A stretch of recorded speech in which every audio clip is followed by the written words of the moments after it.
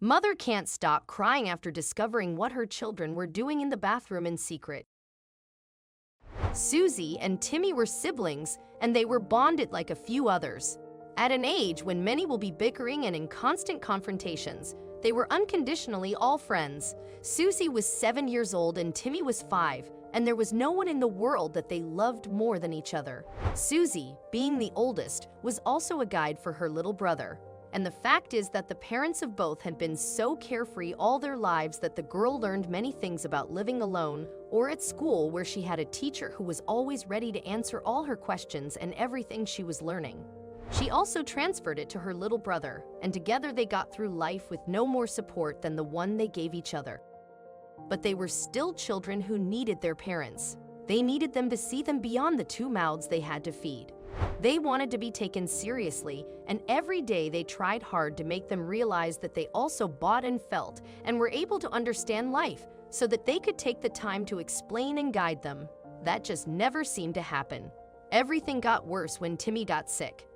Every day he complained that his stomach hurt, but since it coincided with the beginning of school for the boy, his parents were convinced that he was simply trying to get out of going to school. And that's why they were even furious when the boy told them that his stomach didn't stop hurting and that when he ate he sometimes felt like vomiting. 6 months had passed and Timmy was still sick and not getting the attention he needed. It got worse when he started vomiting at night. Susie told her parents that her little brother was throwing up his food, but they thought he'd just got indigestion and would be fine the next day. And since there was simply no way they believed that Timmy was sick and wounded in their dignity, the 2 siblings decided that they would not bother them anymore. Susie then assumed that she was the only one who could take care of him because only she cared about him and didn't leave to be alone at any time. Gradually accompanying him to vomit and holding him while he vomited became a habit that happened more and more often until it was a daily routine. The boy was getting thinner and was pale and weak all the time, and at his school they noticed it. But when they asked Timmy's parents if the boy was suffering from any illness, they flatly denied it and excused themselves by simply saying he was going through a stage of poor appetite, which, according to them, was very normal at his age because they'd gone through it too, that soon he would start eating normally and his appearance would improve, but that it wasn't an illness. In the meantime, Timmy was finding it harder and harder to keep his food down, and also his concentration and strength were disappearing little by little. In class, he wasn't able to pay attention, and he didn't go out to play full of energy like all the other children. He preferred to sit in the sun, and many times he fell asleep. And even though so many people saw them, only Susie was able to understand that he was sick, and she could only hope that soon someone would pay attention to him. One night, the mother went into the bathroom and found a scene she never thought she'd see. There was Susie helping her little brother, pulled himself up while he was vomiting, a bloody vomit that seemed to be tearing the little boy from the inside, and when the boy finished and looked at her, she realized she'd been blind for a long time and started screaming in complete shock. Her son was sick. She didn't know from what, but he'd been sick for a while now, and it was obvious that children had told them and they hadn't paid attention. So they decided to fend for themselves by making as little noise as possible, trying to hide it as if they were doing something wrong. Susie and Timmy were so young that they didn't know how serious it could be for the poor child to vomit like that and endure his terracotta stomach pains without any treatment. Nor did they know that none of it was really their fault, but the fault of irresponsible parents who had failed to pay attention.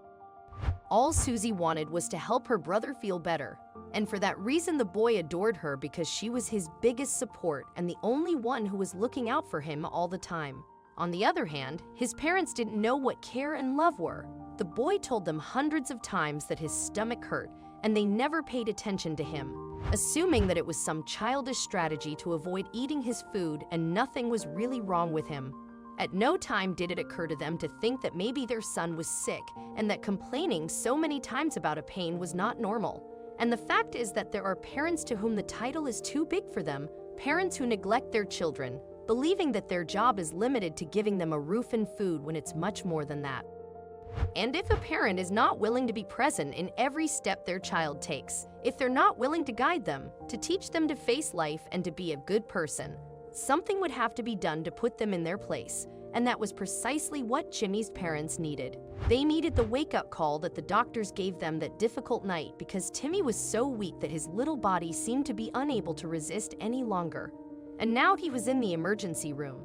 And although they were slow to realize what was happening to him and needed to do several tests, that took many days. When the diagnosis finally came, everyone in the unit, doctors and nurses, were devastated. The child had cancer in a terminal state, a cancer that he could have overcome a long time ago if Timmy's parents had paid attention to what they were being told. Timmy's mother still hadn't come out of shock, and the father was feeling like the most miserable man in the world. How is it possible that his son was on the edge of death when from the beginning he had begged for their attention? How had they been able to ignore their own son's pain without paying attention to anything else? Not even to Susie, who every day asked them to take her brother to a doctor. Both of them couldn't believe their own ambulance, nor that dastardly way they behaved, and the speeches they were given at the hospital made them feel even worse. But it was well-deserved. The whole time Timmy was in the hospital, they were constantly reproached by all the medical authorities. Some nurses weren't even able to speak to them again. All the attention was focused on Timmy and saving him at any cost. But after a couple of weeks, they realized they'd arrived too late. There was no way to save the little boy, and in the midst of tears and despair, the only consolation his sister had was that Timmy's last words were for her to thank her and ask her to be happy because he'd be watching over her from heaven to understand that now he was going to rest, and that was why he was at peace. The tranquility was reflected during his last breath, and the image of the child was practically of an angel. Timmy's parents could never get over knowing that their son had died because of them and trying to repay at all costs everything they'd been wrong with inordinate attention for Susie. But Susie had already learned to stand up for herself, and although she grew up and learned to forgive her parents, the relationship between them could never fully heal. The memory of Timmy was still painful, but she was also inspired by it every day. And as she grew up, she found a way to accomplish the goal that she had set for herself. Since she had said goodbye to her little brother to find a hospital to treat children with cancer, and she didn't stop for a second until she did it, Susie became the standard bearer of the fight against childhood cancer in her country. And until the last of her days, she helped without looking at whom and with all of her love, because her brother, even so many years later, never stopped inspiring her.